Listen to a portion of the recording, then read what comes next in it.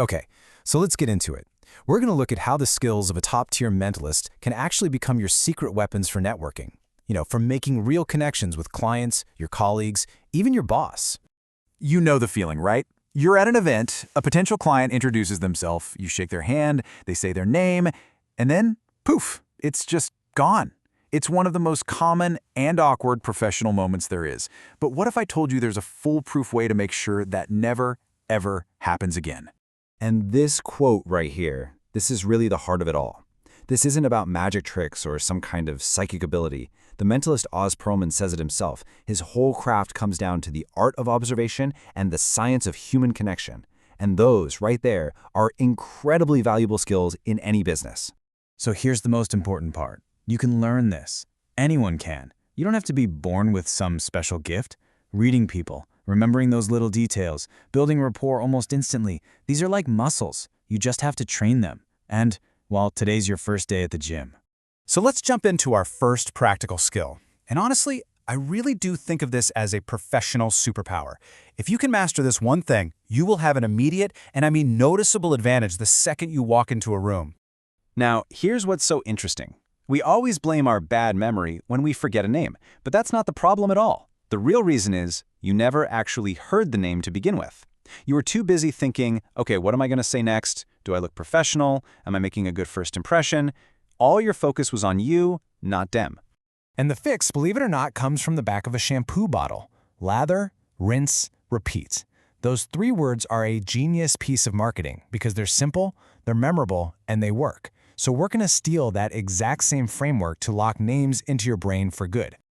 Okay, so forget lather, rinse, repeat. Your new mantra for meeting anyone, from a CEO to a new client, is listen, repeat, reply. These are the 3 super simple, actionable steps that will make sure a name sticks. Let's break down each one. This first one sounds so obvious, I know, but it's the part almost everyone messes up. The next time someone introduces themselves, I want you to try this. Just for 2 seconds, create a total blank slate in your mind. It's about finding that calm focus. It quiets down that voice in your head, worrying about what to say next, and just lets you listen. You actually absorb the name without any other noise. Right after you hear their name, you're going to say it back. Something simple like, Ashley? It's really nice to meet you, Ashley. Now, this does 2 brilliant things. First, just by saying it out loud, you're kicking it from a fleeting thought into your actual short-term memory. And second, it shows respect. It confirms you heard them correctly, and you care enough to get their name right. And people really notice that. All right, you've listened, you've repeated. Now for the final piece of the puzzle, reply. This is where we get a little creative to really cement that name into your long-term memory. You've got 3 main tools in your toolbox for this step. You can give a specific, genuine compliment to start building that relationship. You could ask about the spelling of their name to show you're interested, or you can try to make a personal connection to build a stronger bond faster. Each of these creates a little mental hook, an anchor that connects the name to something more memorable. So let's try the compliment technique. You meet Ashley, and you say, Ashley, I really love those earrings. Now this is more than just being polite. See, in your own mind, you're creating this super strong link between the name and a visual. She's no longer just a name floating in space. She becomes Ashley with the earrings.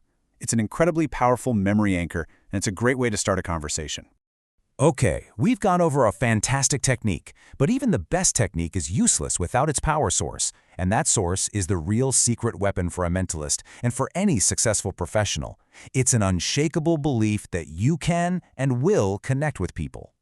This quote from Oz Perlman, it's just so important. Yeah, he's talking about the insane pressure of performing on a stage, but it applies 100% to the pressure of a boardroom, a big sales pitch, or a tough negotiation. That deep down belief you have in yourself is often the one thing that decides whether you succeed or fail. I mean, think about it. A mentalist risks failing publicly every single time they perform a trick. How is that any different from the risk you take when you walk into a make-or-break client meeting or ask for a promotion? The pressure is exactly the same. And how you handle that pressure, that starts inside your head, not with your slide deck. When you walk into a room knowing you're going to connect, that your ideas will be heard, you just project this quiet confidence that people can't help but notice. They actually respond to it.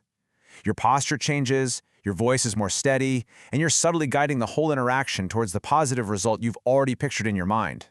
So to wrap this all up, just remember, reading people isn't magic. It's a skill you can learn. To master names, Always use listen, repeat, reply. Create those mental anchors with a compliment or a question. And maybe most importantly, work on that unshakable belief in yourself, because your confidence truly shapes every single professional conversation you have. So I'll leave you with this to think about. Now that you're aware of the power of true, focused listening, what important signals, what nonverbal cues, what critical pieces of information have been hiding in plain sight in your most important conversations? It's time to start seeing them.